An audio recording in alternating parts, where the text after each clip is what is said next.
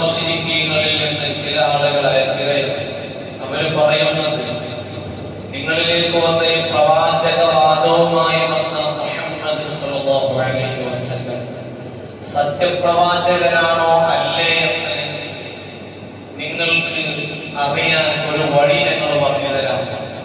ഞങ്ങൾ ചോദിക്കുന്ന കാര്യം അദ്ദേഹത്തോട് പോയി നിങ്ങൾ ചോദിച്ചാൽ അതിനുള്ള മറുപടി എന്താണോ പറയുന്നത് അത് ഞങ്ങളോട് നിങ്ങൾ തിരിച്ചു വന്ന് പറയണം. അത് സത്യമാണെങ്കിൽ, അതിന് മറുപടി ഉണ്ടെങ്കിൽ അദ്ദേഹം സത്യപ്രവാചകനാണ്. അല്ല, മറുപടി ഒന്നുമില്ലെങ്കിൽ കള്ളപ്രവാചകനാണ് എന്ന് ജൂതന്മാർ മക്കാ മുശ്രിക്കീങ്ങളോട് പറഞ്ഞ സന്ദർഭം. അവര് ചോദിക്കുന്ന 3 ചോദ്യങ്ങൾ. ഒന്ന്, നിങ്ങൾ ചോദിക്കേണ്ടത് അസ്ഹാബുൽ കഹ്ഫ്, ഗുഹാവാസികളെ കുറിച്ച് നിങ്ങൾ എന്ത് പറയുന്നു? ആരാണ് അവർ? അവരുടെ സംഭവം എന്താണ്? ഈ ഒരു വിഷയം നിങ്ങൾ ചോദിക്കണം. രണ്ടാമത്തത്, ദുൽഖർനൈൻ രാജാവിനെ കുറിച്ച് നിങ്ങൾ ചോദിക്കണം. നമ്മൾ സൂറത്തുൽ കഹ്ഫ് ഓതുമ്പോൾ കേൾക്കാറുണ്ട്, ഓതാറുണ്ട്.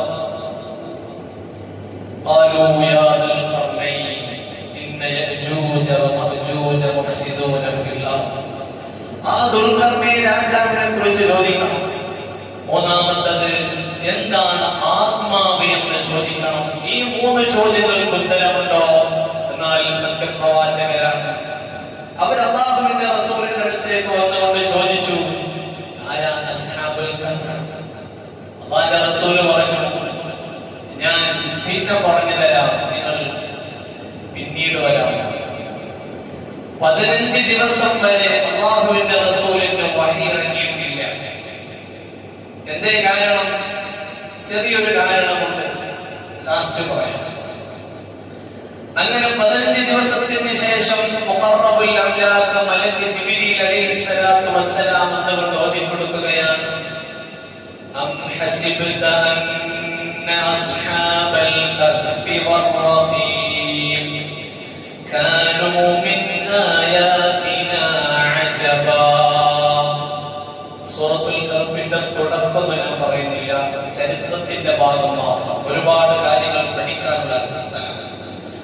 അം ഹസിബ്ത, അങ്ങ് കരുതിയോ നബിയേ, അന്ന അസ്ഹാബൽ കഹ്ഫി വറഖീം, ഗുഹാവാസികളും റഖീമും കാനൂ മിൻ ആയാതിനാ അജബ, അല്ലാഹുവിന്റെ ദൃഷ്ടാന്തങ്ങളിലെ വലിയൊരു അത്ഭുതമാണെന്ന് തങ്ങൾ വിചാരിച്ചോ?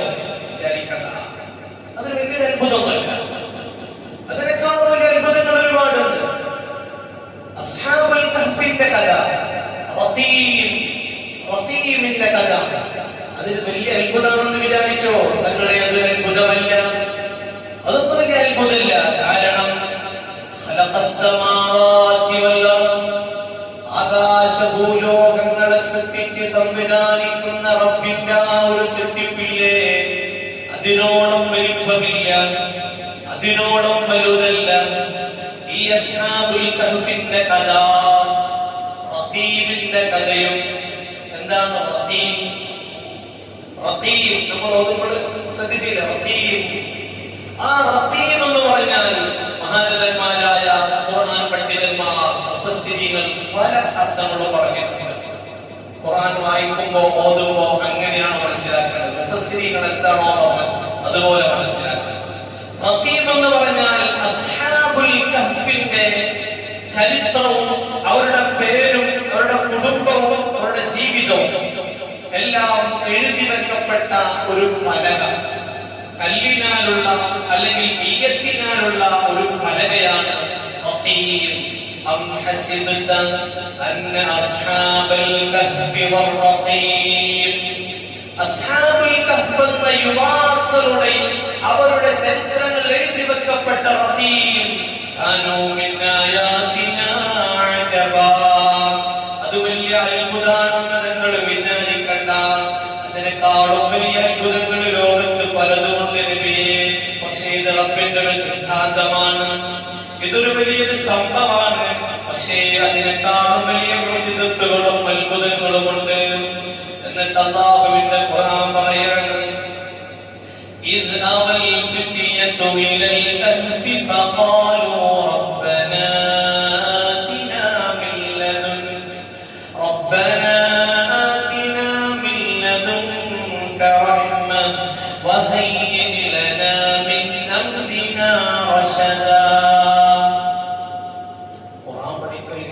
ലോകത്തിലെ ഏറ്റവും ഉത്തമർ നമ്മളാണ്. ഖുർആൻ പഠിക്കുന്നവരും പഠിപ്പിക്കുന്നവരും അല്ലാഹു ആ ഒരു ഗണത്തിൽ ഉൾപ്പെടുത്തുമാറാകട്ടെ. ആ യുവാക്കൾ അഭയം പ്രാപിച്ചപ്പോൾ ഗുഹയിലേക്ക് അവർ അഭയം പ്രാപിച്ച സമയം അവർ പറഞ്ഞു, റബ്ബനാ, ഞങ്ങളുടെ റബ്ബേ, ആതിനാ മിൻ ലദുൻക റഹ്മ, നിന്റെ വിശാലമായ റഹ്മത്ത് ഞങ്ങൾക്ക് നൽകണേ അല്ലാഹ്. വഹയ്യി ലനാ മിൻ അംരിനാ റശദാ, ഞങ്ങളുടെ കാര്യത്തിൽ നല്ലൊരു വഴി നീ സജ്ജീകരിക്കണേ റബ്ബേ. ചരിത്രം വിശദമായിട്ട് പറയുന്നുണ്ടോ? വിശദമായി പറയാം. ഞാൻ ആയത്തിന്റെ അർത്ഥത്തിലൂടൊന്ന് പോവാൻ, എന്നിട്ട് അതിന്റെ ഒരു ആമുഖമായ രൂപത്തിൽ നിങ്ങളൊന്ന് മനസ്സിലാക്കി ഇൻഷാ അല്ലാഹ് വിശദമായിട്ട് പിന്നീട് പറയും. ഇവര് കഹ്ഫിലേക്ക്, ഗുഹയിലേക്ക് പോകുമ്പോ ദുആ ചെയ്യാണ്, ഞങ്ങളെ നീ നിന്റെ റഹ്മത്ത് നൽകണേ, ഞങ്ങൾക്കുള്ള നല്ല വഴികൾ ഞങ്ങൾക്ക് തയ്യാറാക്കി തരണേ. അങ്ങനെ അല്ലാഹു പറയാണ്, ഫളറബ്നാ അലാ ആദാനിഹിം ഫിൽ കഹ്ഫ്, നമ്മൾ അവരുടെ ചെവികൾക്ക് മേൽ നല്ലൊരു കാറ്റിനെ അയച്ചു, അവർക്ക് നമ്മൾ ഉറക്കം കൊടുത്തു. ഫിൽ കഹ്ഫി, എവിടെ?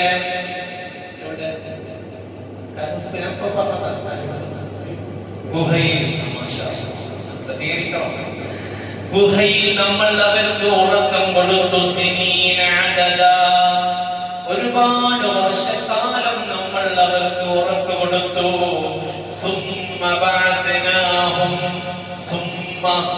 പിന്നെ കുറെ കാലങ്ങൾക്ക് ശേഷം നമ്മൾ അവർക്ക് ഉണർവ് നൽകി, അവരെ നമ്മൾ ഉണർച്ചയിലേക്ക് കൊണ്ടുവന്നു.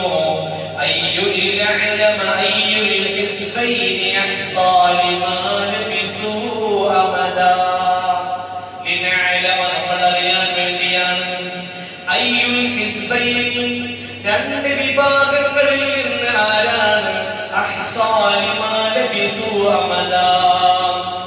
അവർ ഗുഹയിൽ വസിച്ച കാലത്തെ കൃത്യമായി അറിയുന്നവരാരാണെന്ന് നമ്മൾ അറിയാൻ വേണ്ടി എന്ന് പറഞ്ഞാൽ അല്ലാഹ് അറിയാനിട്ടല്ല, ജനങ്ങൾക്ക് അറിയിച്ചു കൊടുക്കാൻ വേണ്ടിയാണ്.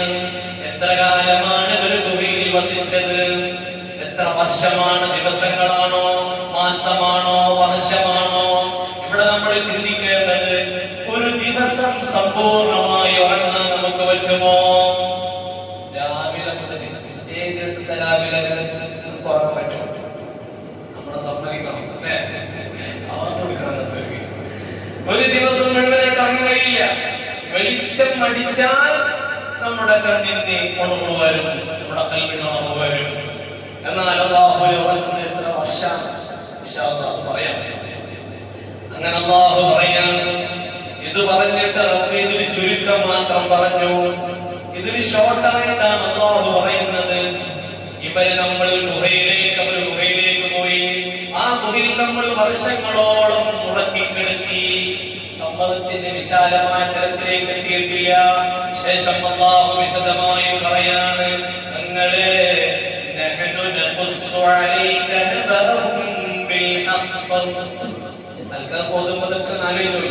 ചിന്തിച്ച് അർത്ഥം ചിന്തിച്ചാൽ നല്ല ഈമാനും തഖ്വയുണ്ടാവും. അല്ലാഹു ഈമാനും തഖ്വയും വർദ്ധിപ്പിക്കുമാറാകട്ടെ. അവരുടെ ചരിത്രം, അവരുടെ കഥ, അത് കൃത്യമായി ഒരു അസത്യവുമില്ലാതെ സത്യസന്ധമായി തങ്ങൾക്ക് നമ്മൾ ഇത് വിവരിച്ചു തരുന്നു നബിയേ. അവരാരാണ്? إنهم فتية آمنوا بربهم وزدناهم هدى. إنهم فتية, അവരാരാണ്? യുവാക്കളാണ്, ഒരു പറ്റം യുവാക്കളാണ്. ആമനൂ ബിറബ്ബിഹിം, അവരവരുടെ റബ്ബിനെ കൊണ്ട് വിശ്വസിച്ചവരാണ്. വസിദ്നാഹും ഹുദാ, അവരെ വിശ്വസിച്ചപ്പോൾ അവർക്ക് നമ്മൾ ഈമാനിനെ വർദ്ധിപ്പിച്ചു കൊടുത്തു. നല്ലത് ചെയ്യാനുള്ള തൗഫീഖ് അല്ലാഹു വർദ്ധിപ്പിച്ചു കൊടുത്തു. ഇന്നഹും ഫിത്യ. എന്താണ് അല്ലാഹുവിന്റെ ഖുർആൻ അങ്ങനെ പറയാനുള്ള കാരണം? ഫിത്തിയത്ത് എന്ന് ഖുർആനിൽ കുറഞ്ഞ തവണയാണ് പറഞ്ഞത്. യുവാക്കൾ, ചെറുപ്പക്കാർ, ശബാബ്, അത് വലിയൊരു മഹത്വമുള്ള ഒരു അവസ്ഥയാണ്. ശബാബിന്റെ അവസ്ഥ, യുവത്വം. ആ യുവത്വത്തിന് വലിയ പ്രാധാന്യമുണ്ട്. മുഹമ്മദ് റസൂലുള്ളാഹി സ്വല്ലല്ലാഹു അലൈഹി വസല്ലം തങ്ങൾ പറയാണ്, ഇസ്ലാമിലേക്ക് ജനങ്ങളെ ക്ഷണിച്ചപ്പോ ഇബ്നു അബ്ബാസ് തങ്ങൾ പറയാണ്, ഇസ്ലാമിലേക്ക് ജനങ്ങളെ ക്ഷണിച്ചപ്പോൾ കൂടുതൽ കടന്നു വന്നവർ യുവാക്കളായിരുന്നു. ബദറിൽ മക്കാ മുശ്രിക്കീങ്ങളുടെ ഭാഗത്ത് നിന്ന് കൊല്ലപ്പെട്ടവർ ആരൊക്കെയാണ്? അബൂജഹൽ, ഉത്ബത്ത്, വലീദ്, ശൈബത്ത്, ഇവരൊക്കെ പ്രായനാടുകളാണ്. അവർ ഭൂരിപക്ഷം പ്രായനാടുകളാണ്. എന്നാൽ ഇസ്ലാമിന്റെ പക്ഷത്തോ യുവാക്കളായിരുന്നു. അലി ഇബ്നു അബീ ത്വാലിബ് റളിയല്ലാഹു അൻഹു യുവാവായിരുന്നു. ഹംസത്തുൽ കറാർ റളിയല്ലാഹു അൻഹു വലിയ പ്രായമുള്ള ആളല്ലായിരുന്നു. എല്ലാവരും നല്ല യുവത്വത്തിന്റെ പ്രസരിപ്പുള്ളവരായിരുന്നു. അവർക്ക് പലതും ഈ നാടുകളിൽ ചെയ്ത് കൂട്ടാനും പറ്റും. അവർക്ക് തന്നെ പല പ്രശ്നങ്ങളും ഉണ്ടാക്കാൻ പറ്റും. അവർ കരുതിയാൽ ഒരു നാടിനെ നന്മയിലേക്ക് കൊണ്ടുവരാൻ പറ്റും. അവർ വിചാരിച്ചാൽ ഒരു നാടിനെ ഇല്ലാതാക്കാൻ പറ്റും. അതാണല്ലോ തീവ്രവാദം. ഇസ്ലാം ഒരിക്കലും പ്രോത്സാഹിപ്പിക്കാത്തതാണ് അന്യന്റെ അഭിമാനവും രക്തവും ക്ഷതപ്പെടുത്തുക എന്നുള്ളത്. അത് ഏതിന്റെ സംഘടനയാവട്ടെ, രാഷ്ട്രീയമാകട്ടെ, എന്തുമാകട്ടെ, എന്തിന്റെ പേരിലായാലും ഒരിക്കലും ക്ഷതപ്പെടുത്താൻ പാടില്ല. യുവാക്കൾക്ക് ഇസ്ലാമിൽ വലിയ പവിത്രതയുണ്ട്. മഹാനായ മുഹമ്മദ് റസൂലുള്ളാഹി സ്വല്ലല്ലാഹു അലൈഹി വസല്ലം തങ്ങൾ നാളെ അർശിന്റെ തണൽ ലഭിക്കുന്ന കൂട്ടത്തിൽ എണ്ണിയത് ശാബുൻ നശഅ ഫീ ഇബാദത്തില്ലാഹ്, അല്ലാഹുവിന്റെ മാർഗ്ഗത്തിലായി ജീവിക്കുന്ന ആ യുവാവിന്റെ നാളെ അർശിന്റെ തണൽ. 7 വിഭാഗത്തിന് അർശിന്റെ തണൽ. അതൊരു വിഭാഗം യുവാക്കളാണ്. വേറൊരു കാര്യം പറഞ്ഞു, നിഅ്മതാനി മഖ്ബൂലുൻ ഫീഹിമാ കസീറുൻ മിനന്നാസ് അസ്സിഹ്ഹതു വൽ ഫറാഗ്. ജനങ്ങളിൽ കൂടുതൽ പേരും വഞ്ചിതരാകുന്ന 2 കാര്യങ്ങളുണ്ട്. ഒന്ന് അസ്സിഹ്ഹ, ആരോഗ്യമാണ്. ആരോഗ്യത്തിന്റെ തിളപ്പിൽ എന്തും ചെയ്യാൻ മറക്കാത്തവരാണ് നമ്മൾ. ആരോഗ്യമുള്ള സമയത്ത് ചെയ്യുന്ന ഇബാദത്തിന്, വാർദ്ധക്യത്തിന്റെ സമയത്ത് ചെയ്യുന്ന ഇബാദത്തിനെക്കാളും ഇരട്ടി പ്രതിഫലമുണ്ട്. മുഹമ്മദുൽ മുസ്തഫ സല്ലല്ലാഹു അലൈഹി വസല്ലം വൽ ഫറാഗ്, ഒഴിവ് സമയങ്ങൾ നമ്മൾ ഇസ്ലാമിന് വേണ്ടി ചെലവഴിക്കണം, ഇബാദത്തിന് വേണ്ടി ചെലവഴിക്കണം. അതുകൊണ്ടാണ് അല്ലാഹു ഫിത്തിയ, അവർ യുവാക്കളാണ്. ആമനൂ ബിറബ്ബിഹിം, അവരുടെ റബ്ബിനെ കൊണ്ട് വിശ്വസിച്ചവരാണ്. വസിദ്നാഹും ഹുദാ, അവർക്ക് നമ്മൾ ഹിദായത്ത് അധികരിപ്പിച്ചു കൊടുത്തു, ഈമാൻ കൂട്ടിക്കൊടുത്തു. ഇവരാരെന്നറിയുമോ? വകാനൂ മിൻ അബ്നാഇ മുലൂകി റൂമി വസാദതിഹിം, റോമിലെ ഭരണാധികാരികളുടെ, രാജാക്കന്മാരുടെ, നേതാക്കന്മാരുടെ മക്കളാണ് ഈ അസ്ഹാബുൽ കഹ്ഫ്. സാധാരണക്കാരല്ല, നാട്ടിൽ വേണ്ടപ്പെട്ട രാജ്യം ഭരിക്കുന്ന രാജാക്കന്മാരുടെയും നേതാക്കന്മാരുടെയും സന്തതികളിൽപ്പെട്ട 7 യുവാക്കളാണ് അസ്ഹാബുൽ കഹ്ഫ്. അല്ലാഹു പറയാണ്, വറബത്നാ അലാ ഖുലൂബിഹിം, വറബത്നാ അലാ ഖുലൂബിഹിം, അവരുടെ ഹൃദയങ്ങളെ നമ്മൾ ബന്ധിപ്പിച്ചു. ഫഖാലൂ ഇദ് ഖാമൂ, ഫഖാലൂ ഇദ് ഖാമൂ, അവർ നിലനിന്നപ്പോൾ, ധൈര്യസമേതം അവർ നിന്ന സമയത്ത്, ഫഖാലൂ അവർ പറയുകയാണ്, റബ്ബുനാ റബ്ബുസ് സമാവാതി വൽ അർദ്, ഞങ്ങളുടെ റബ്ബ് ആകാശഭൂമികളുടെ റബ്ബാണ്. ലൻ നദ്ഉ മിൻ ദൂനിഹി ഇലാഹൻ ലഖദ് ഖുൽനാ ഇദൻ ശഖഖാ, അല്ലാഹു അല്ലാത്ത ഒരു ഇലാഹിനെയും ഞങ്ങൾ ആരാധിക്കുകയില്ല. അങ്ങനെ ആരാധിക്കണമെന്ന് ഞങ്ങൾ പറഞ്ഞാൽ ലഖദ് ഖുൽനാ ഇദൻ ശഖഖാ, ഞങ്ങൾ കളവ് പറഞ്ഞവരാകും. ശഖഖാ, ബാത്തിലായ കാര്യം പറഞ്ഞവരാകും. എന്താ സംഭവം? ദഖിയാനൂസ് രാജാവ് അഫ്സൂസ് എന്ന് പറയുന്ന ഒരു നാട്, റോമിലെ ഒരു പട്ടണമാണ് അഫ്സൂസ്. ഈ അഫ്സൂസ് പട്ടണത്തിൽ ജീവിക്കുന്ന അമുസ്ലിങ്ങളായ ഒരുപാട് വലിയൊരു സമൂഹത്തിനിടയിൽ കുറഞ്ഞ ആളുകൾ മാത്രമേ ഈസാ നബി അലൈഹിസ്സലാത്തു വസ്സലാമിന്റെ മതത്തിൽ വിശ്വസിക്കുന്നവരുള്ളൂ. ഈസാ നബി വിശ്വസിക്കുന്ന കുറഞ്ഞ ആളുകൾ. ആ ആളുകളിൽപ്പെട്ട 7 ആളുകളാണ് അസ്ഹാബുൽ കഹ്ഫ് എന്ന് പറഞ്ഞ 7 യുവാക്കൾ. അവരുടെ പേര് ഇൻഷാ അല്ലാഹ് സമയത്തിൽ പറയാം.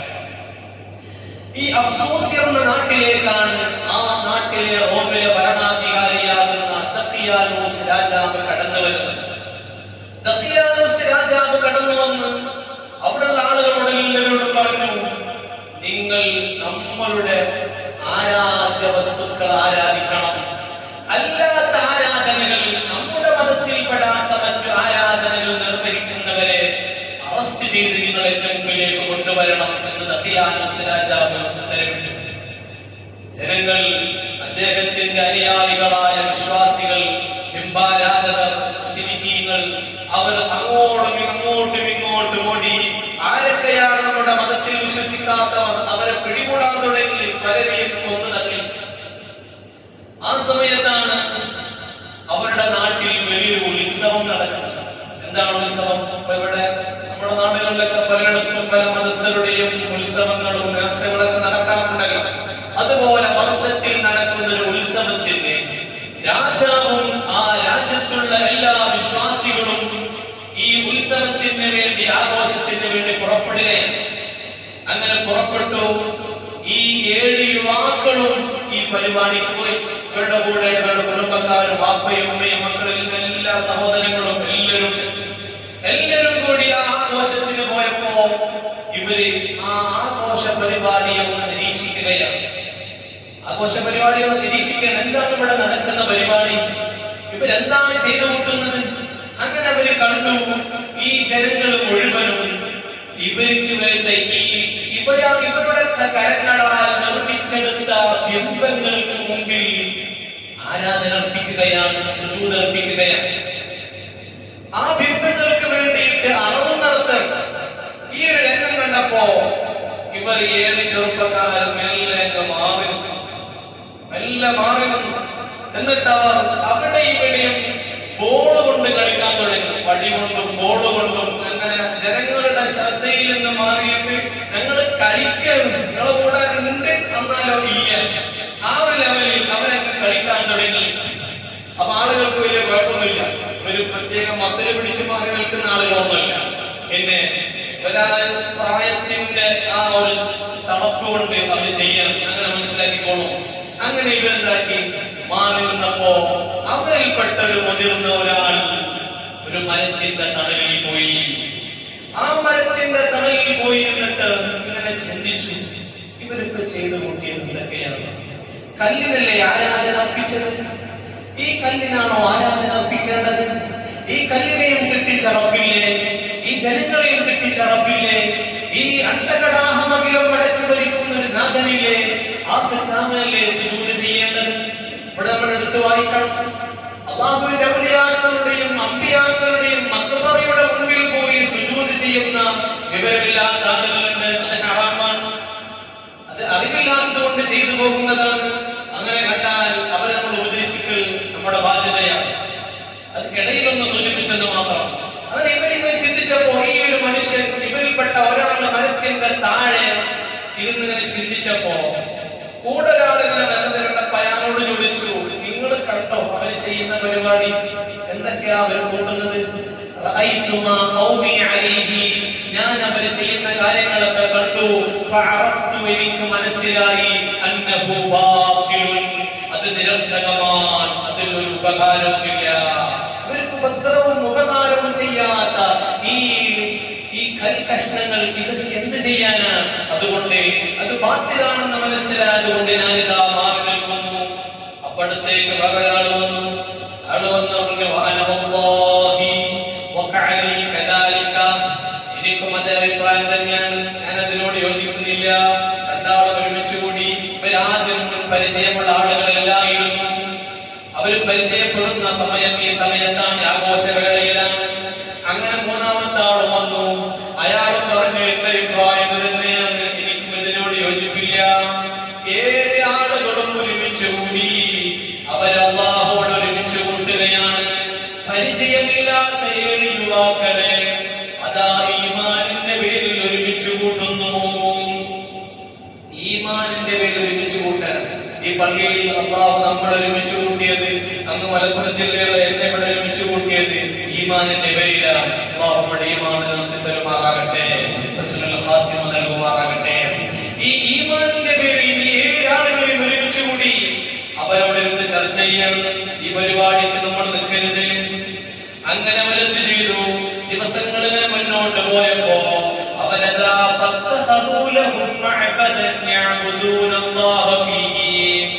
ആ സ്ഥലത്ത് അല്ലാഹുവിനെ ആരാധിക്കാൻ വേണ്ടിയിട്ട് ഒരു ആരാധനാലയം നിർമ്മിച്ചു.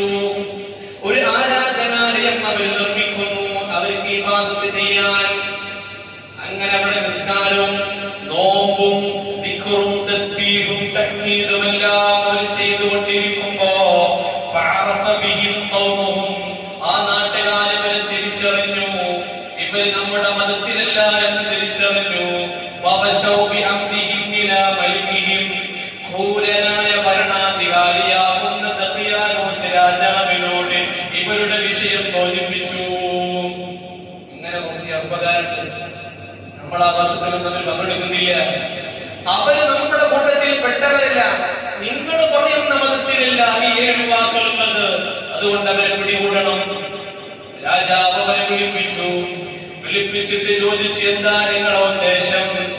ഞങ്ങളുടെ ഉദ്ദേശം എന്താണെന്ന് 7 യുവാക്കൾ പറയാണ്. ഇവിടെയാണ് ആയത്ത് ഓതേണ്ടത്. അവരുടെ ഹൃദയങ്ങളെ നമ്മൾ ബന്ധിപ്പിച്ചു. രാജാവിന്റെ മുമ്പിൽ ദൃഢയോടുകൂടെ, അതേ ഈമാനിക പവറോടുകൂടെ ധൈര്യസമേതം അവരെ എഴുന്നേറ്റിരുന്നുകൊണ്ട് പറയാണ്,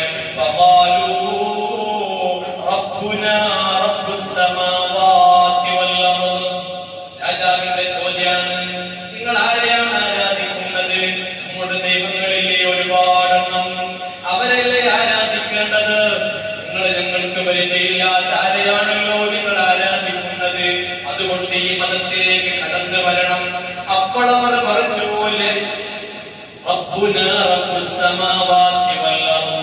നിങ്ങളുടെ റബ്ബ് നിങ്ങൾ പരിചയപ്പെടുത്തുന്ന ആരാധ വസ്തുക്കളല്ല, കല്ലും മുള്ളുമല്ല, വിഗ്രഹങ്ങളല്ല.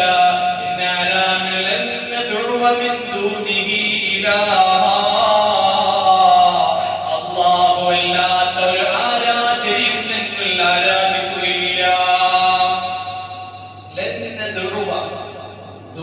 ദുആ എന്ന് പറഞ്ഞാൽ പ്രാർത്ഥന എന്നാണ്. നമ്മൾ അറബി പഠിക്കുമ്പോൾ മനസ്സിലാക്കുക. ദുആ എന്ന് പറഞ്ഞാൽ പ്രാർത്ഥന. എല്ലായിടത്തും ദുആഇന്റെ പ്രാർത്ഥന നടക്കരുത്. എല്ലായിടത്തും ദുആഇന് നടക്കരുത്. പ്രാർത്ഥന എന്നല്ല, ആരാധന. എല്ലാ പ്രാർത്ഥനയും ആരാധനയല്ല. അദ്ദുആഉ ഹുവൽ ഇബാദ. പ്രാർത്ഥന ആരാധനയാണ് എന്ന് പറഞ്ഞാൽ അതിന്റെ അർത്ഥം പ്രാർത്ഥനയുടെ അടക്കാമ്പ്, അതിന്റെ മജ്ജ, ആരാധന പ്രാർത്ഥനയാണ്. പ്രാർത്ഥനയെല്ലാം ആരാധനയാണെന്ന് പറഞ്ഞാൽ ഒരു മനുഷ്യനോട് സഹായം ചോദിക്കുന്നതും അതിന് മലയാളത്തിൽ എന്ത് പറയാം? പ്രാർത്ഥന എന്ന് പറയാം. പ്രാർത്ഥനയുടെ ശബ്ദധാരാവിൽ നോക്കിയാൽ അതിന്റെ അർത്ഥം എന്താ? സഹായാഭ്യർത്ഥന, സഹായ നേട്ടം, അങ്ങനെ പല അർത്ഥങ്ങളും അതിനുണ്ട്. എല്ലാ ദുആ എന്ന് കേട്ടാൽ പ്രാർത്ഥനയല്ല, ആരാധന എന്നർത്ഥമാണ്. ഞങ്ങൾ പ്രാർത്ഥിക്കുകയില്ല എന്നല്ല അർത്ഥം. ഞങ്ങൾ അല്ലാഹുവല്ലാത്തൊന്നിനെയും ആരാധിക്കുകയില്ല. ഇങ്ങനെ പറയണമെങ്കിലുള്ള ചങ്കൂറ്റത്ര രാജാവിന്റെ മുമ്പിൽ നിന്ന് ഒരു സമൂഹം, ഒരു രാജ്യം മുഴുവനും ഒരു വിശ്വാസത്തിലും ഈ 7 യുവാക്കൾ മറ്റൊരു വിശ്വാസത്തിൽ നിന്നുകൊണ്ട് ഞങ്ങളുടെ വിശ്വാസം അത് അല്ലാഹുവിലുള്ള വിശ്വാസം സത്യമാണ്. ഈ സത്യത്തിൽ നിന്ന് നിങ്ങളുടെ അധികാരത്തിന്റെ ഏത് പീഠത്തിന്റെ മുമ്പിലും ഞങ്ങൾ വായ തുറന്ന് മതം ഇസ്ലാം മാത്രമാണ്. ഈ മതത്തിനെ തള്ളിപ്പറയാൻ, നിങ്ങളുടെ അധികാരം കണ്ടുകൊണ്ട് തള്ളിപ്പറയാൻ എനിക്കാവില്ല, ഞങ്ങൾക്കാവില്ല എന്നുറക്കെ പ്രഖ്യാപിച്ചവരാണ് 7 യുവാക്കൾ. ആ 7 യുവാക്കളുടെ ഈമാനിന്റെ ശക്തിയാണ് ഖുർആനിലൂടെ അല്ലാഹു റബ്ബുൽ ഇസ്സത്ത് എടുത്തു പറയുന്നത്. എന്നിട്ട് പറയാണ്, ഈ രാജാവ് എന്ത് ചെയ്തു? ഇവർക്ക് സമയം കൊടുത്തു. നിങ്ങൾ നമ്മുടെ നാട്ടിലെ വേണ്ടപ്പെട്ടവരുടെ മക്കളാണ്, പ്രമാണിമാരുടെ മക്കളാണ്, അതുകൊണ്ട് നിങ്ങൾ ഒറ്റടിക്ക് കൊല്ലാൻ എന്റെ മനസ്സനുവദിക്കുന്നില്ല. നിങ്ങൾ കുറച്ച് ദിവസം തരാം, നിങ്ങൾ കുറച്ച് ദിവസങ്ങൾ ചിന്തിച്ചു ആലോചിച്ചിട്ട് നിങ്ങൾ മടങ്ങി വരാണ് നിങ്ങൾക്ക് ഏറ്റവും നല്ലത്. അല്ലാത്ത പക്ഷം നിങ്ങളെ കൊല്ലും. നിങ്ങൾ ചിന്തിച്ചു. അങ്ങനെ ഇവരെ ആ രാജാവ് വെറുതെ വിട്ടു. അപ്പോ അവിടെ കൂട്ടത്തിൽ ഇവർ പറയുന്നുണ്ട്,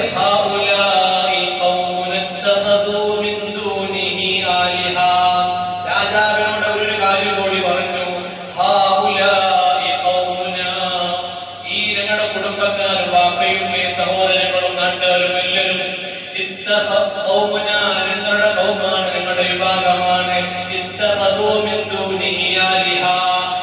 അല്ലാത്തൊരു ഇലാഹിനെ ഉണ്ടാക്കിയവരാണവർ. അല്ലാഹു അല്ലാത്ത മറ്റു ആരാധ്യ വസ്തുക്കളെ ആരാധിക്കാൻ വല്ല തെളിവും അവർ കൊണ്ടുവന്നിരുന്നുവെങ്കിൽ ഒരിക്കലും കഴിയില്ല.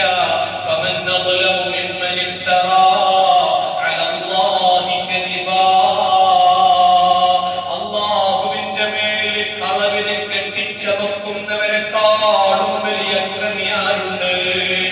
ഇത് ഈ രാജാവിനോട് ഈ വാക്കുകൾ പറഞ്ഞപ്പോ രാജാവ് രോഷാകുലനായി, ദേഷ്യം പിടിച്ചു. അദ്ദേഹം എന്ത് ചെയ്തു?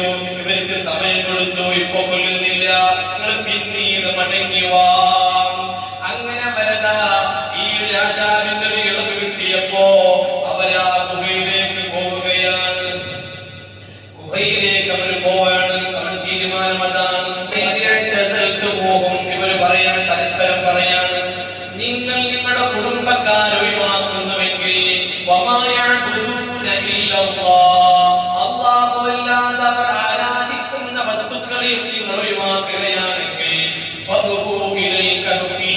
നിങ്ങൾ ഗുഹയിലേക്ക് പോവുക. നമ്മൾക്ക് ഗുഹയിലേക്ക് പോകാമെന്നൊരാള് പറയാം.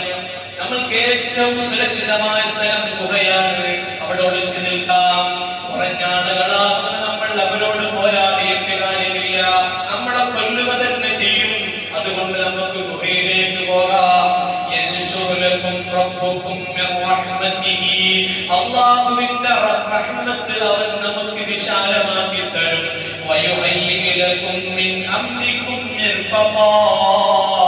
അല്ലാഹുവിന്റെ സഹായം അല്ലാഹു നമുക്ക് നൽകും. അവന്റെ സഹായം അല്ലാഹു നമുക്ക് നൽകും. ഇത് പറഞ്ഞിട്ട് അവർ ഗുഹയിലേക്ക് പോവാണ്. ഏതാണ് ഗുഹ? വലിയൊരു പർവ്വതത്തിന്റെ താഴെയുള്ള വിശാലമായ ഒരു ഗുഹയാണ്. ആ ഗുഹയിലാണ് ഇവർ അഭയം പ്രാപിക്കാൻ പോകുന്നത്. എങ്ങനെ അഭയം പ്രാപിക്കാൻ പോകുന്നത്? നാട് വിട്ടു പോകുമെന്ന് തോന്നാൻ പാടില്ല, നാട് കടന്നു പോകുമെന്ന് അവർക്ക് നാട്ടുകാർക്ക് തോന്നാൻ പാടില്ല. അതിനു വേണ്ടി ഇവരെന്ത് ചെയ്തു? ഒരു വടിയും ഒരു ബോളും എടുത്തിട്ട് പരസ്പരം കളിക്കാൻ തുടങ്ങി. നമ്മൾ ഹോക്കി വിചാരിച്ചു, ഹോക്കി വടി ബോളാണ്. ഈ വടി ബോൾ എടുത്തിട്ട് അങ്ങോട്ടും ഇങ്ങോട്ട് തത്തി കളിക്കാൻ തുടങ്ങി. എങ്ങനെ കളിച്ച് ഇങ്ങനെ പോവാണ്. ഇവരിങ്ങനെ കളിച്ചിങ്ങനെ പോകുമ്പോ ഒരു നായ എന്റെ കൂടെ ഇങ്ങനെ വരുന്നത്. നായ തൊട്ടാൻ നായട്ടനെ കണ്ട നായില്ലേ, ആ നായ ഇങ്ങനെ കൂടെ വരുന്നത്. അപ്പൊ ഇവരെന്ത് ചെയ്യും? ഇടയ്ക്ക് കല്ലെടുത്തിട്ട് കയറുള്ളൂ. ആട്ടിപ്പായിക്കാനെ നമ്മുടെ കൂടെ വരണ്ട, കാരണം ഇനി നായൻ കൂടി വന്നിട്ട് നാട്ടുകാരറിയും നമ്മൾ എവിടെ പോയത് എന്നുള്ളത്. അതുകൊണ്ട് അതിന് വേണ്ടി ഇവരെന്ത് ചെയ്തു? നായനെ ഓടിക്കാൻ തുടങ്ങി. നായനെ പായിക്കുമ്പോ നായ എന്ത് ചെയ്തു? കുറെ സമയം ഇവരിങ്ങനെ ആട്ടി ഓടിക്കുന്ന കണ്ടപ്പോ അല്ലാഹു നായക്ക് സംസാരിക്കാനുള്ള കഴിവ് കൊടുത്തു. നായ അവരോട് പറഞ്ഞു, നായ സംസാരിക്കാണ്, നിങ്ങളെന്താ എന്നെ കൊണ്ട് ഉദ്ദേശിക്കുന്നത്? എന്റെ സാമീപ്യം നിങ്ങൾ ഭയപ്പെടുന്നുണ്ടോ?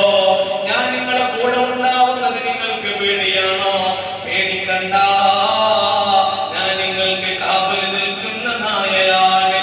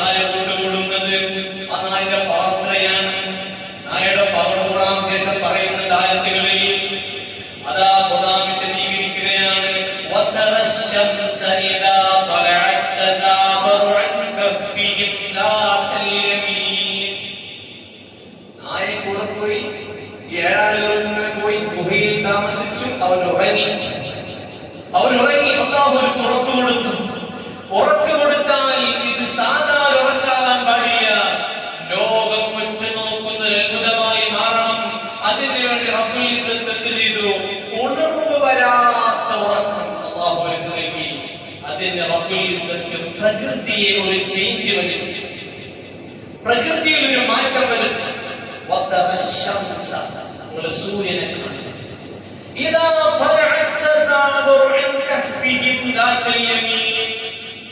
സൂര്യൻ ഉദിച്ചു വരുമ്പോൾ ആ ഗുഹയുടെ ഭാഗത്തിൽ നിന്ന് ചെറുതായി മാറും വലതു ഭാഗത്തേക്ക് നേരിട്ടിട്ടുള്ള പ്രകാശരശ്മികൾ ഈ ഗുഹാവാസികളിലേക്ക് അടിക്കാതിരിക്കാൻ അല്ലാഹു റബ്ബുൽ ഇസ്സത്ത് സൂര്യനെ അതിന്റെ ഭ്രമണപഥത്തിന് ചെറിയൊരു മാറ്റം വരുത്തി, ചലനത്തിന് മാറ്റം വരുത്തുന്നു, ഒന്ന് വലതു ഭാഗത്തേക്കാക്കുന്നു.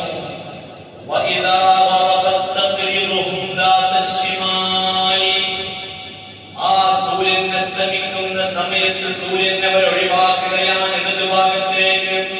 സൂര്യൻ മാറി സഞ്ചരിക്കുകയാണ്. ഉദിക്കുന്ന സമയം വലതു ഭാഗത്തേക്ക് നീങ്ങുന്നു, അതാ അസ്തമിക്കുന്ന സമയം ഇടതു ഭാഗത്തേക്ക് നീങ്ങുന്നു. ഇങ്ങനെ സൂര്യൻ തന്നെ 7 മഹാന്മാരുടെ ആ ഉറക്കിന് ശല്യം വരാത്ത രൂപത്തിൽ സഞ്ചാരപഥത്തെ നിയന്ത്രിക്കുന്നു അല്ലാഹ്. എന്നിട്ടോ ഖുർആൻ പറയാണ് വഹും ഫീ ഫജ്റത്തിൻ മിൻഹു, അവരാ ഗുഹയുടെ ഉള്ളിലാണുള്ളത്. വിശാലമായ സ്ഥലം, ആ വിശാലമായ പ്രതലത്തിലാണ് ഇവർ കിടക്കുന്നത്. ആ ഗുഹയിലേക്ക് അടിക്കുന്ന സൂര്യന്റെ രശ്മികളെ നേരിട്ടടിക്കാൻ അവർക്ക് സമ്മതിക്കുന്നില്ല. മഹാന്മാർക്ക് വേണ്ടിയിട്ട് സൂര്യൻ മാറി സഞ്ചരിക്കുകയാണ്. അങ്ങനെയുണ്ട് പലയിടത്തും. നബി സല്ലല്ലാഹു അലൈഹി വസല്ലമ തങ്ങളുടെ മടിയിൽ കിടന്നുറങ്ങുന്ന അലിയാർ തങ്ങളുടെ മടിയിൽ കിടന്നുറങ്ങുന്ന അല്ലാഹുവിന്റെ റസൂൽ സല്ലല്ലാഹു അലൈഹി വസല്ലമ തങ്ങൾ അതാ അസറിന്റെ സമയമാണ്. അസറിന്റെ സമയം മഗ്രിബിലേക്ക് അടുക്കുകയാണ്. തങ്ങൾ അലിയാർ തങ്ങളുടെ മടിയിൽ കിടക്കുകയാണ്. അപ്പോഴാണ് തങ്ങൾ പെട്ടെന്ന് നെട്ടിയുടരുന്നു. ഉടരാനുള്ള കാരണം അലിയാർ തങ്ങളുടെ കരച്ചിലാണ്. അലിയാർ തങ്ങളുടെ കണ്ണിൽ നിന്ന് വന്ന കണ്ണുനീര് മുഖത്തേക്ക് വീണ് ഉറക്കിൽ നിന്ന് ഉണർന്ന അല്ലാഹുവിന്റെ റസൂൽ ചോദിച്ചു, അലിയേ എന്തേ കരയുന്നത്, വല്ല ബുദ്ധിമുട്ടുമുണ്ടോ? അലിയാർ തങ്ങളെ മറുപടി, നബിയേ സൂര്യൻ അതിന്റെ പടിഞ്ഞാറിന്റെ അസ്തമയ ഭാഗത്തേക്ക് അസ്തമിച്ചു കൊണ്ടിരിക്കുന്നു. പടിഞ്ഞാറൻ ചക്രവാളത്തിൽ അസ്തമിക്കാൻ പോകുന്ന നബിയേ, ഞാൻ അസർ നിസ്കരിച്ചിട്ടില്ല, സൂര്യൻ അസ്തമിക്കാൻ പോവാണ്. അപ്പോഴാണ് റിസാലത്തിന്റെ കരങ്ങൾ വാനലോകത്തേക്ക് ഉയർത്തിക്കൊണ്ട് സൂര്യനെ മടക്കി പിടിച്ചു. മുഹമ്മദുൽ മുസ്തഫ സല്ലല്ലാഹു അലൈഹി വസല്ലം, നബിയാരിന് വേണ്ടിയിട്ട് സൂര്യ നീ അസ്തമിക്കല്ലേ സൂര്യ. 7 യുവാക്കൾക്ക് വേണ്ടിയിട്ട് സൂര്യൻ ഒന്ന് ദിശ മാറി സഞ്ചരിച്ചുവെങ്കിൽ നമ്മുടെ നേതാവിന്റെ വാക്കുകൾക്ക് വേണ്ടിയിട്ട് സൂര്യന്റെ സഞ്ചാരത്തെ മുന്നോട്ടുള്ള ഗമനത്തെ ഒന്ന് പിറകോട്ടടിക്കുന്നു. മുഅ്ജിസത്തുൻ നബി സല്ലല്ലാഹു അലൈഹി വസല്ലം, റസൂലുള്ളാഹിന്റെ മുഅ്ജിസത്താണ് സൂര്യനെ തിരിച്ചു വിളിച്ചത്. കാരണം സൂര്യൻ ആരുടെ അധീനതയിലാണ്? അല്ലാഹുവിന്റെ അധീനതയിലാണ്. അല്ലാഹുവാണ് നിയന്ത്രിക്കുന്നത്. അതേ സൂര്യനെ തന്നെ ഖിയാമത്ത് നാളിൽ പടിഞ്ഞാറിലെ ഉദിപ്പിക്കുന്നത്. ഖിയാമത്ത് നാളിന്റെ വലിയ അടയാളം പറയുമ്പോൾ അവസാനത്തെ അടയാളങ്ങളിൽ ഒന്ന് പടിഞ്ഞാറ് സൂര്യൻ ഉദിക്കുക. ഇത് എങ്ങനെയാണ്? അല്ലാഹുവിന്റെ അധികാരത്തിൽപ്പെട്ട കാര്യങ്ങളാണ്. ഇങ്ങനെയൊക്കെ നടക്കാൻ പറ്റുമോ? ഇങ്ങനെ നടക്കാൻ പറ്റുമെന്ന് വിശ്വസിച്ചാലേ മുസ്ലിമാവും. ഈ ഒരു സൂറത്തുൽ വിശ്വസിച്ചില്ലെങ്കിൽ അവൻ നിസ്കരിക്കണ്ട, അവൻ നോമ്പെടുക്കേണ്ടതില്ല, അവനൊന്നും ചെയ്യണ്ട, അവൻ അമുസ്ലിമിനെ പോലെ നടക്കാം. ഇത് വിശ്വസിക്കൽ നിർബന്ധമായ കാര്യം. അങ്ങനെ അവർ ഈ ഗുഹന്റെ ഉള്ളിൽ ഇരിക്കുകയാണ്. അല്ലാഹുവിന്റെ വലിയ ദൃഷ്ടാന്തങ്ങളിൽ പെട്ട സംഭവമാണത്. ഈ സൂര്യന്റെ ദിശ മാറ്റുക.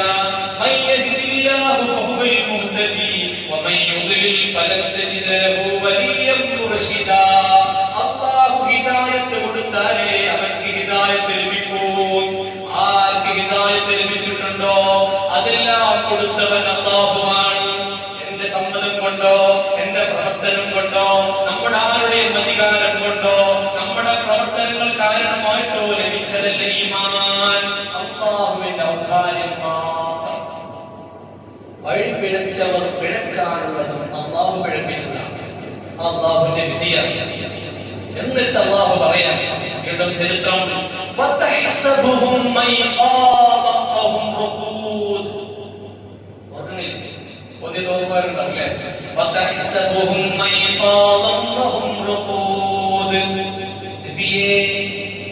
അവര് തങ്ങൾ കാണും, അവര് ഉണർന്നിരിക്കുന്നവരാണെന്ന് തങ്ങൾക്ക് തോന്നിപ്പോകും. പക്ഷേ അവർ ഉറങ്ങണം. അവർ ഉണർന്നിരിക്കണമെന്ന് തോന്നിപ്പോകും, പക്ഷെ അവർ ഉറങ്ങണം. എന്ന് പറഞ്ഞാൽ അവരല്ലാഹു ഉറക്കിയത് കണ്ണു തുറന്നിട്ടാണ്. കണ്ണു തുറന്നിട്ട് മയ്യത്തിന്റെ കണ്ണടക്കണം എന്ന് പറഞ്ഞില്ലേ?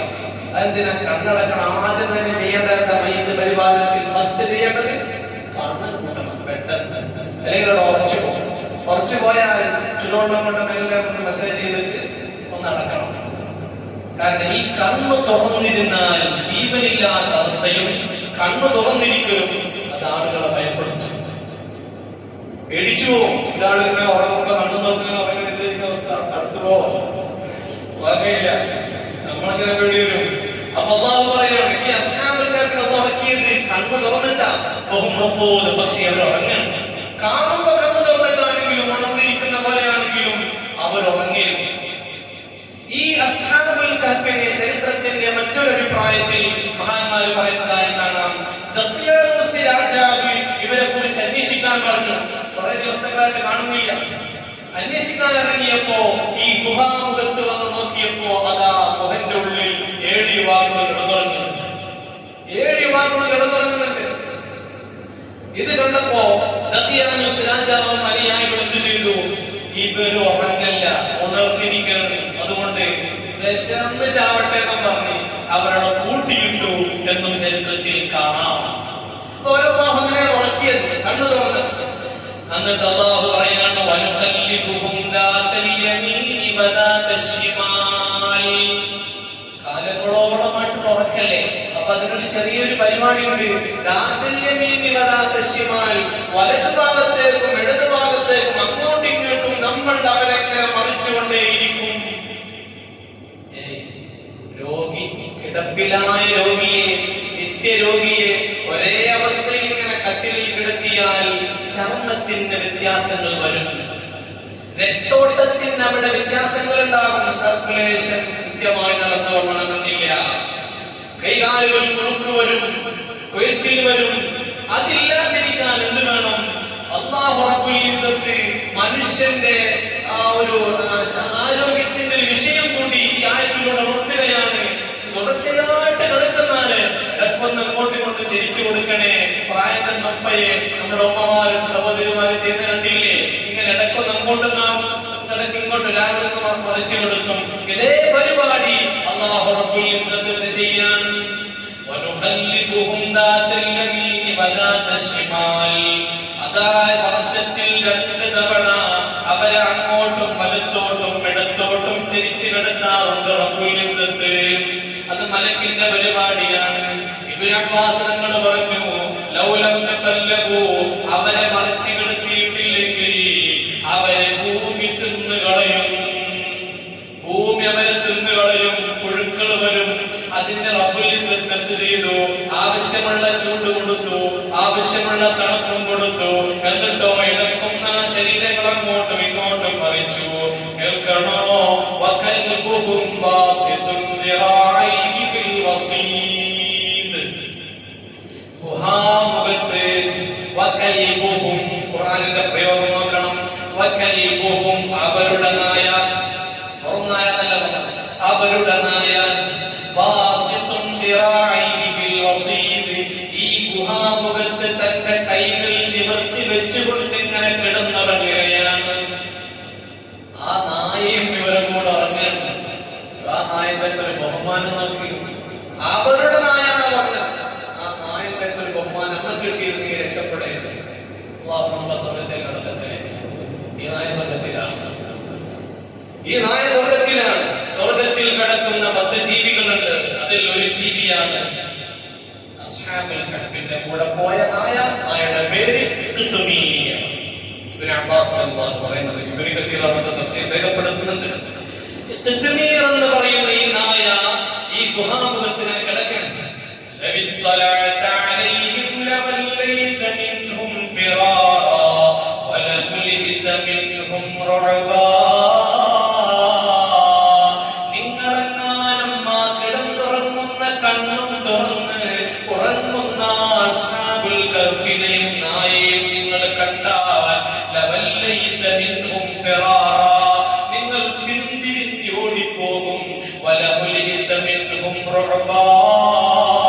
അവര് കാരണത്താൽ നിങ്ങളുടെ ഖൽബിൽ ഭയം ഉണ്ടാകും, ഭയം നിറക്കപ്പെടും. ആരെങ്കിലും കണ്ടാൽ ആ രൂപത്തിലാണ് നമ്മൾ അവരെ ഉറക്കിയിട്ടുള്ളത്. വകദാലിക ബഅസ്നാഹും ലിയതസാഅലൂ ബൈനഹും. ഇത്ര കൊല്ലം പറഞ്ഞില്ലല്ലോ, കൊല്ലായോ? കേട്ടില്ല, കേൾക്കാൻ സമയം ഉണ്ടോ?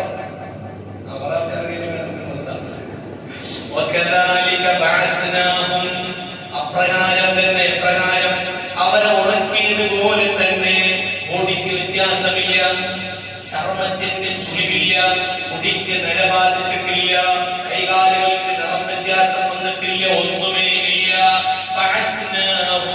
നമ്മൾ അവരെ ഉണർത്തി, ഉറക്കിയും ഉണർത്തി. എന്തിനു വേണ്ടി? അവര് പരസ്പരം അങ്ങോട്ടും ഇങ്ങോട്ടും ചോദിക്കാൻ വേണ്ടി. അങ്ങോട്ടും ഇങ്ങോട്ടും അവർ പരസ്പരം ചോദിക്കാൻ. എന്താ ചോദിക്കുന്നത്? അവരിൽ നിന്നൊരാൾ ചോദിച്ചു, കം ലബിസ്തും, എത്രയാണ് നിങ്ങൾ താമസിച്ചത്, എത്രയാണ് നിങ്ങൾ ഉറങ്ങിയത്? അവരിൽ നിന്ന് ചിലർ പറഞ്ഞു, ഒന്നെങ്കിൽ ഒരു ദിവസം, അല്ലെങ്കിൽ അര ദിവസം, കുറച്ച് സമയം പറയാം.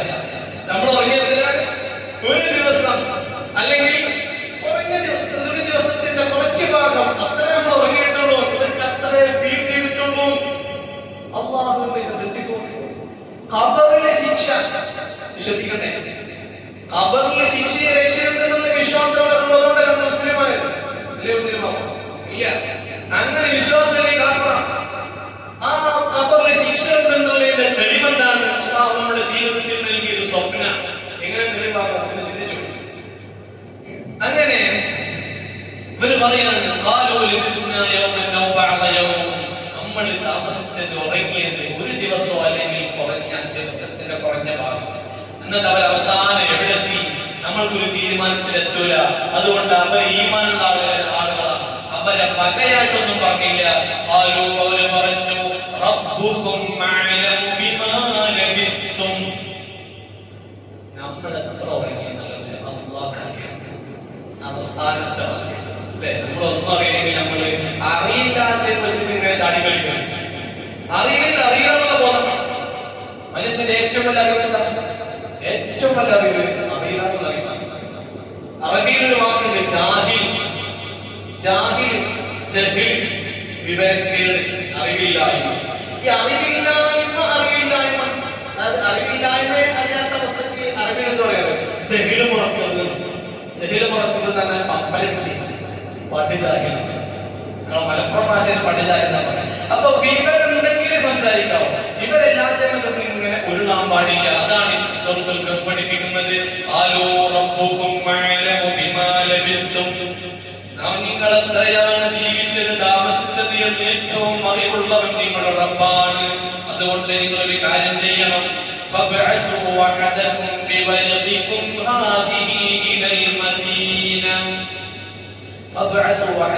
നിങ്ങൾ ഒരാളെ അയക്കണം. എവിടേക്ക്? പട്ടണത്തിലേക്ക് അയക്കണം. എന്തിനു വേണ്ടിയിട്ടാണ്? ഈ വെള്ളിക്കാശുമായിട്ട്. തംലീഹ എന്ന് പറയുന്ന ഒരാളുടെ കൂട്ടത്തിൽ ഒരാൾ വരുന്നത് തംലീഹ. ആ തംലീഹിന്റെ കയ്യിൽ പൈസ, ആ പൈസയുമായിട്ട് നിങ്ങൾ പോകണം മദീനയിലേക്ക്, പട്ടണത്തിലേക്ക്. ആ പോകുന്ന ആൾ നോക്കട്ടെ,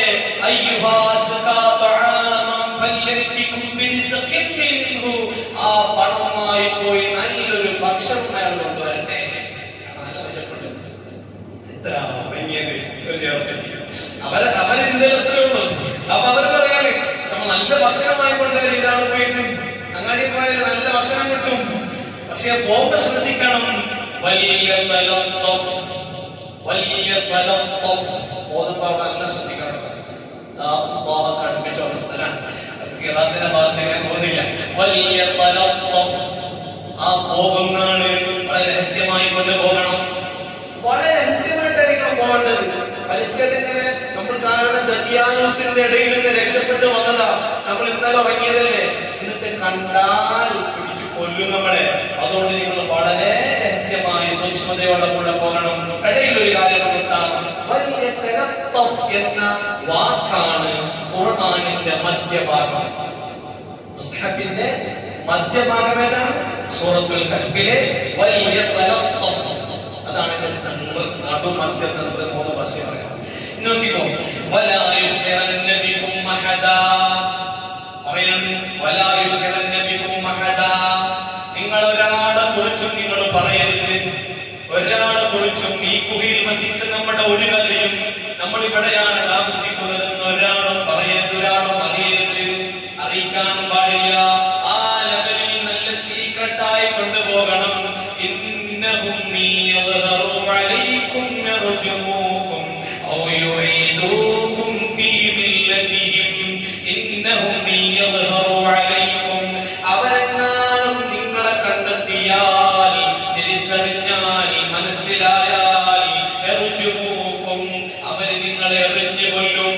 അല്ലെങ്കിൽ ഔ യുഈദൂക്കും ഫീ മില്ലതിഹിം, അവരുടെ മതത്തിലേക്ക് നിങ്ങളെ തിരിച്ചു കൊണ്ടുപോകും. വലൻ തുഫ്ലിഹു ഇദൻ അബദാ, അങ്ങനെ മതത്തിലേക്ക്, അവരുടെ മതത്തിലേക്ക് പോയാൽ ഒരിക്കലും നിങ്ങൾക്ക് വിജയം ലഭിക്കൂല.